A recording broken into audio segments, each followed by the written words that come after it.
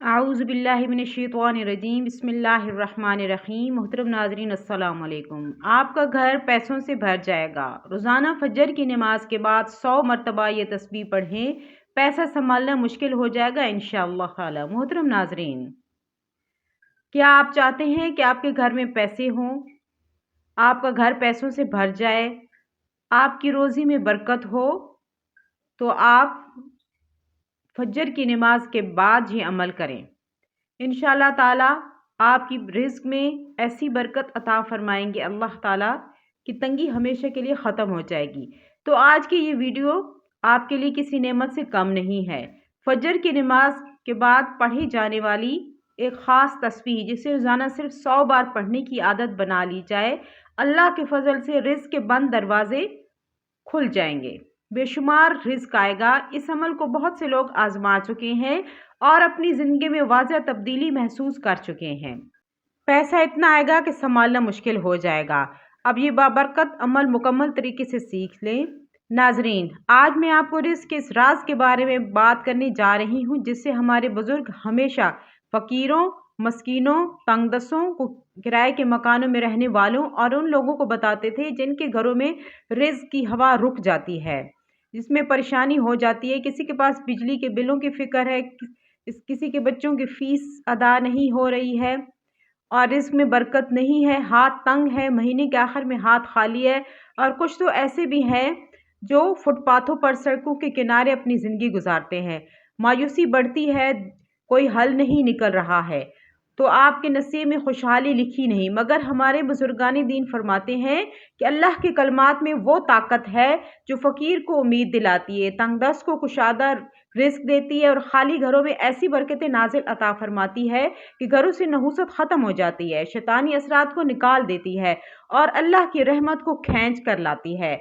अगर कोई फ़कीर भी हो, तन्हा भी हो या किसी भी तौर दर पे खड़ा भी हो, लेकिन यकीन के साथ अगर ये अमल करे तो अल्लाह के ख़जाने इस पर खुल जाते हैं, नसीब बदल जाते हैं और रिज़्क़ की ऐसी बारिश होती है कि संभालना मुश्किल हो जाए। तो मैं आपको वो आसान अमल बताने जा रही हूँ जो आपने रोज़ाना फजर की नमाज के बाद करना है और इसके बेशुमार फ़वाइद है। बेशुमार लोगों ने इसे पढ़कर अपनी ज़िंदगी बदलती देखी है।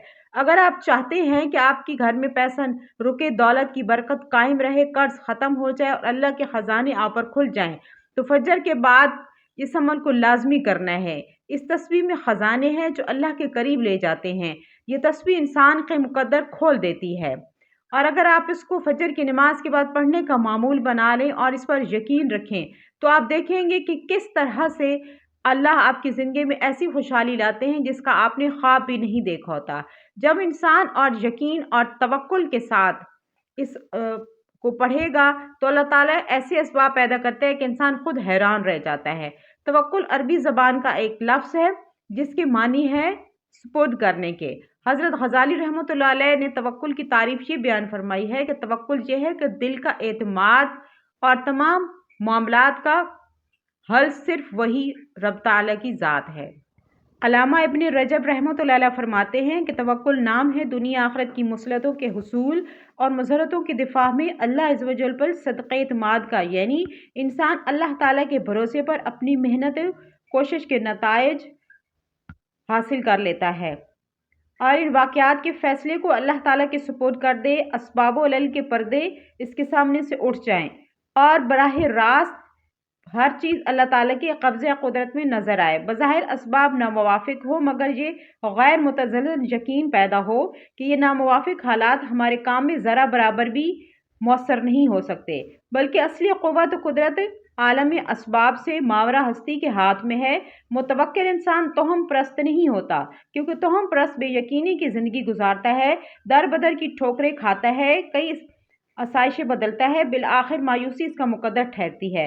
मुतवक्किल इंसान कामयाबी की राह इख्तियार नहीं करता, बल्कि अपने मालिक हकीकी की बारगाह में सजदा रेज़ हो जाता है और अगर नतीजा अच्छा ना भी निकले तो तब भी हिकमत व मसलहत और मशीयत समझता है, मायूस नहीं होता। अल्लाह ताला पर भरोसा करने वाला इंसान इस बात को यकीनी तौर पर समझता है कि असबाब इख्तियार कर लेने के बाद भी मौसर बिलज़ात सिर्फ और सिर्फ अल्लाह ताला की है।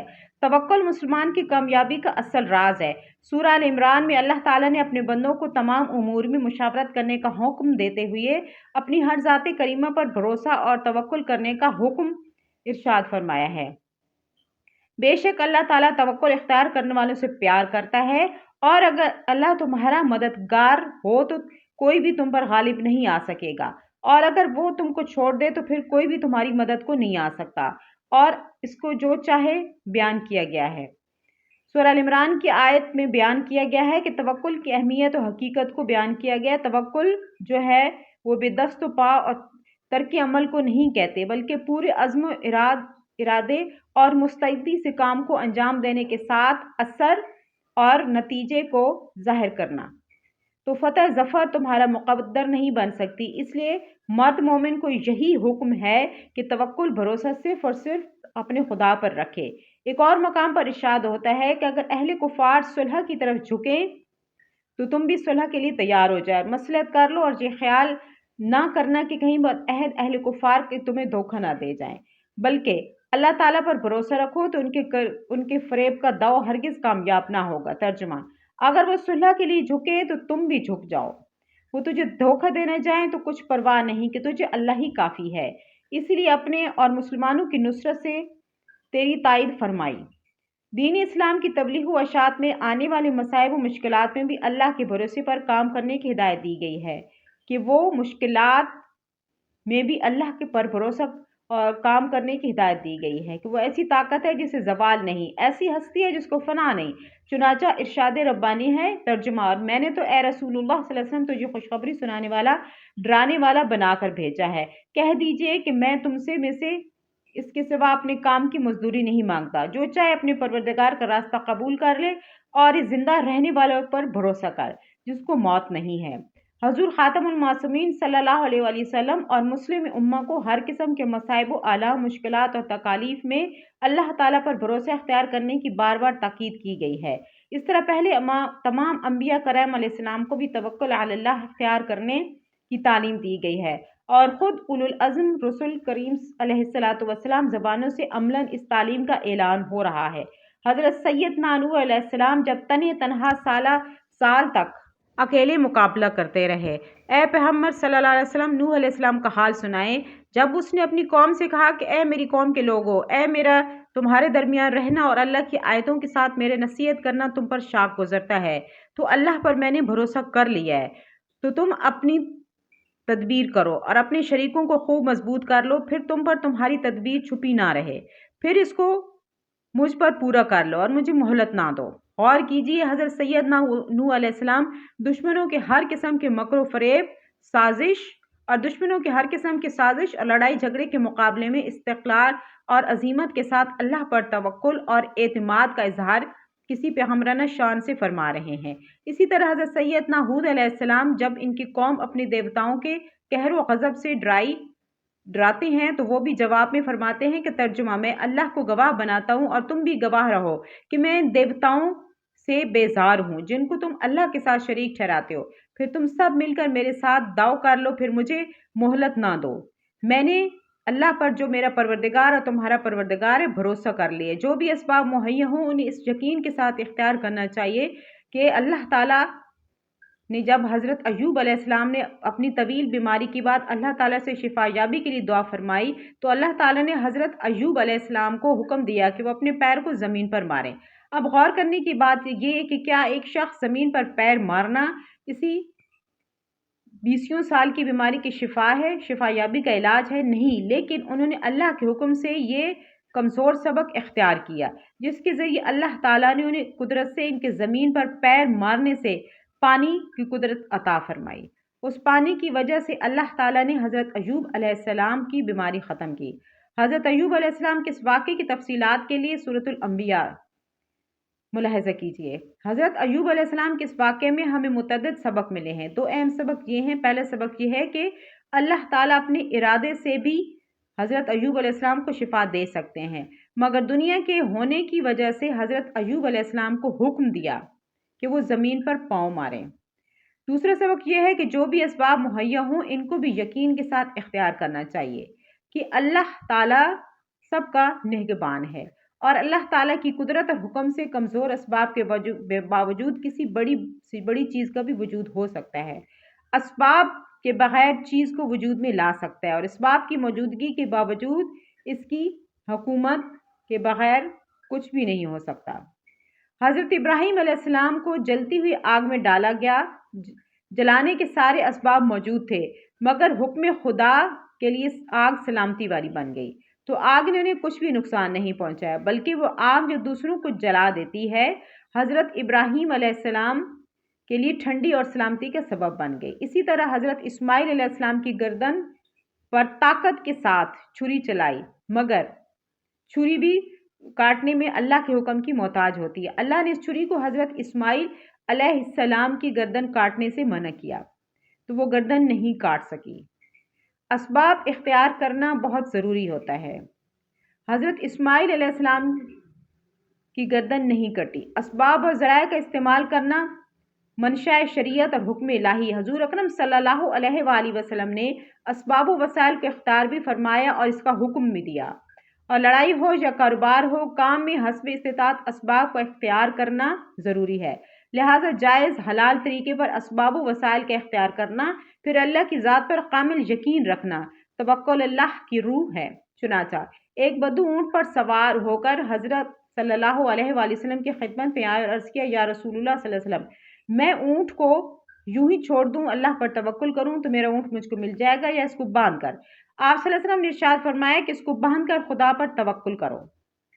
توکل کی تائید مسلمانوں کو اس لیے دی گئی ہے کہ وہ بے جا پریشان نہ ہوں، انہیں اضطراب لاحق نہ ہو، کیونکہ بندے کی زندگی میں ایسے بہت سے مقامات آتے ہیں جہاں وہ مجبور ہوتا ہے، لہٰذا مجبوری کی حالت میں وہ بے چین نہ ہو، بلکہ اللہ کی طرف وہ اپنے معاملات کو سپرد کر دے۔ یا زندگی میں ایسے بہت سے خطرات ہوتے ہیں جن کے احتیاط کرنے اور بچنے سے بھی بندہ بچ نہیں پاتا۔ ایسے خطرات میں پڑھ کر بیکار اپنی جان نہیں گھلانا چاہیے، بلکہ مرضی الہی پر راضی ہو کر اللہ ہی کو اپنا وکیل دستگیر جاننا چاہیے۔ مصیبت کے ماروں کو سکون دینے والا، غمگینوں کو راحت دینے والا، فریادوں کی پکار سننے والا وہی پروردگار ہے، اور اسی پر ہمارا توکل ہونا چاہیے۔ حسبنا اللہ و نعم الوکیل، نعم المولا و نعم النصیر۔ ایک عابد نے خدا کی زیارت، دیدار، ملاقات کے لیے 40 دن کا چلہ کیا، دن کا روزہ رکھا اور رات کو عبادت کی۔ اعتکاف کی وجہ سے خدا کی مخلوق سے یکسر جدا تھا، اور اس کا سارا وقت آہوزاری میں گزرتا تھا۔ 36ویں رات کو اس عابد نے ایک آواز سنی، اور شام کو تانبے کے بازار میں فلان تامہ ساز کی دکان پر جاؤ اور اپنی مراد پالو۔ وہ عابد گلیوں میں سے تامہ ساز کی دکان کو ڈھونڈنے لگا۔ وہ کہتا ہے کہ میں نے ایک بوڑھی عورت کو دیکھا جو تانبے کی دیگچی پکڑی ہوئی تھی اور اس پر تامہ ساز کو دکھا رہی تھی، اسے وہ بیچنا چاہتی تھی۔ وہ جس تامہ ساز کو دیگچی دیتی تو وہ کہتا ہے کہ میں نے 6 ریال میں بیچنی ہے، وہ کہتا میں نے 4 ریال دینے ہیں۔ آخرکار وہ بڑھیا ایک تامہ ساز کے پاس پہنچی۔ تامہ ساز اپنے کام میں مصروف تھا۔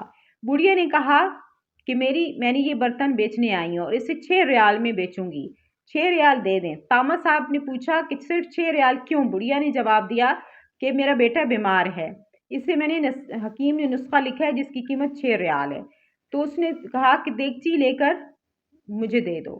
اس نے جب دیگچی دیکھتی تو کہتا ہے کہ یہ بہت عمدہ اور قیمتی، اگر آپ بیچنا چاہتی ہیں تو میں اسے 40 ریال میں خریدوں گا۔ تو اس نے کہا کہ اس کی اتنی قیمت تو نہیں ہے۔ جب بوڑھی عورت چلی گئی تو عابد تامہ ساز سے پوچھا کہ ہر دکاندار نے اس کو 4 ریال بتایا، مگر آپ نے اسے 40 ریال دیے ہیں، اس کا کیا مطلب ہوا؟ تو انہوں نے کہا کہ پورا ہفتہ تاکہ اپنے بیٹے کا علاج کروا سکے۔ اس پر ایک غیب سے آواز آئی کہ چلے سے رب کی رحمت نہیں ملتی ہے۔ رب کی رحمت حسبنا اللہ و نعم الوکیل، نعم المولا و نعم النصیر۔ اتنے میں غیبی آواز آئی، چلہ کشی سے کوئی میری زیارت کا شرف حاصل نہیں کر سکتا، گرنے والوں کو تھام لو، غریبوں، یتیموں، مسکینوں کی مدد کرو، غریبوں کا ہاتھ پکڑو، جس کو میری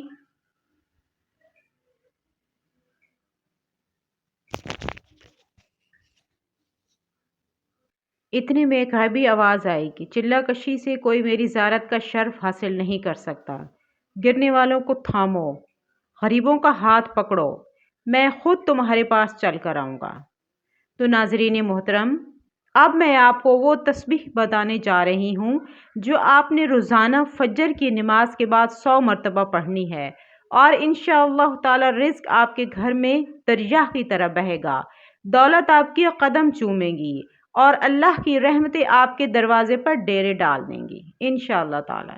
تو ناظرین، وہ تسبیح جو آپ نے فجر کی نماز کے بعد پڑھنی ہے، اس کا طریقہ اور فضیلت جاننا بہت ضروری ہے، تاکہ آپ اپنی زندگی میں رزق، برکت اور سکون حاصل کر سکیں۔ تو سب سے پہلے فجر کی نماز ادا کرنی ہے۔ نماز فجر ادا کرنے کے بعد کم از کم آپ نے 3 بار درود پاک لازمی پڑھنا ہے۔ 3 بار پڑھیں، جتنا پڑھنا چاہیں، کیونکہ درود پاک پڑھنے سے اللہ کی رحمت، برکت اور ہر قسم کی خوشی کے دروازے کھل جاتے ہیں اور دل کی سختیاں نرم ہو جاتی ہیں۔ اس کے بعد آپ نے لازمی تسبیح اس کے بعد پڑھنی ہے۔ تو محترم ناظرین، نبی کریم صلی اللہ علیہ وآلہ وسلم نے اپنی بیٹی حضرت فاطمہ الزہرا کو یہ دی تھی، یعنی 33 مرتبہ سبحان اللہ، 33 مرتبہ الحمدللہ اور 34 مرتبہ اللہ اکبر، اور یہ ہر گھر میں برکت، رزق، کشادگی آتی ہے، پریشانیاں اور بیماریاں ختم ہو جاتی ہیں، دل کے دکھ اور دیگر بری چیزوں کو دور کرنے کی طاقت رکھتی ہے، یعنی یہ تسبیح فاطمہ خاص طور پر ان گھروں کے لیے جہاں رزق کی تنگی ہو، پریشانی ہو یا گھریلو مشکلات ہوں۔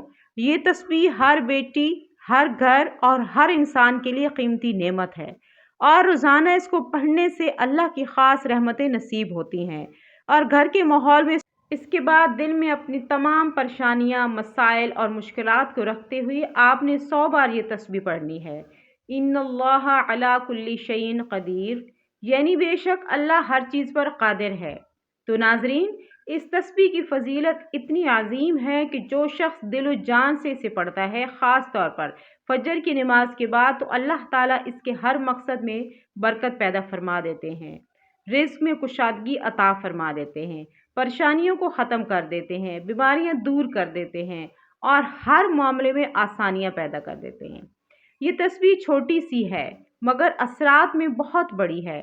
روزانہ پڑھنے والے کے دل میں سکون پیدا ہوتا ہے، زندگی میں روشنی آتی ہے، اور اللہ کی رحمت ہر کام میں نظر آنے لگتی ہے۔ اس کے بعد 11 مرتبہ آپ نے سورہ اخلاص کی تلاوت کرنی ہے۔ سورہ اخلاص رزق میں برکت کے لیے بہت ہی مفید ہے، اور جو شخص روزانہ وظیفہ پڑھتا ہے فجر کی نماز کے بعد، تو اس سے گھر میں پیسوں کی فراوانی ہو جاتی ہے، اس کے پاس اتنا پیسہ آتا ہے کہ سنبھالنا مشکل ہو جاتا ہے۔ سب سے پہلے آپ نے درود پاک پڑھنا ہے، اس کے بعد تسبیح فاطمہ پڑھنی ہے، پھر آپ نے یہ تسبیح پڑھنی ہے ان اللہ علی کل شیء قدیر، پھر آپ نے 11 مرتبہ سورہ اخلاص کی تلاوت کرنے کے بعد آخر میں پھر دوبارہ سے وہی درود پاک پڑھنا ہے جو شروع میں پڑھا تھا۔ تو ناظرین، یہ تسبیح پڑھنے کا عمل جاری رکھیں، یقین اور توکل کے ساتھ۔ آپ دیکھیں گے کہ اللہ تعالیٰ کس طرح اپنے بندے کی زندگی میں چھوٹے کرامات اور بڑی آسانیاں پیدا کر دیتے ہیں۔ اس کے گھر میں برکت آتی ہے، رزق کی کمی دور ہوتی ہے، اور انسان کی زندگی میں خوشحالی آتی ہے، اور اس کی زندگی میں روشنی پھیل جاتی ہے۔ تو اس تسبیح کو آپ نے روزانہ اپنی عادت میں شامل کرنا ہے اور دل سے پڑھنا ہے، تاکہ اللہ کی رحمت ہر معاملے میں شامل ہو جائے۔ تو آپ اس عمل کو لازمی کریں۔ آخر میں ہم اللہ تعالیٰ سے دعا کرتے ہیں کہ اس بابرکت تسبیح کو اخلاص، یقین اور پابندی کے ساتھ پڑھنے کی توفیق عطا فرمائے۔ یا اللہ، ہمارے گھروں میں حلال رزق عطا فرمانا، ایسی برکت نازل فرمانا کہ تنگی، فکر اور محتاجی ہمیشہ کے لیے ختم ہو جائے، کفایت، شکر اور صبر سے بھر دے۔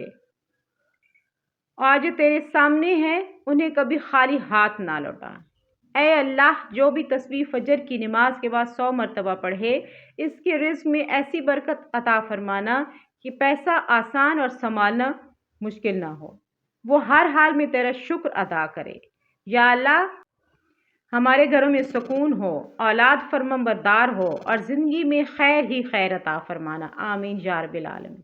ناظرین، آپ سے گزارش ہے کہ اپنے رزق میں برکت، وسعت اور کشادگی کے لیے اللہ تعالیٰ کے 99 ناموں میں سے کوئی ایک نام لکھ کر کمنٹ سیکشن میں ضرور شیئر کریں۔ اللہ تعالیٰ ہم سب کا حامی و ناصر ہو، آمین۔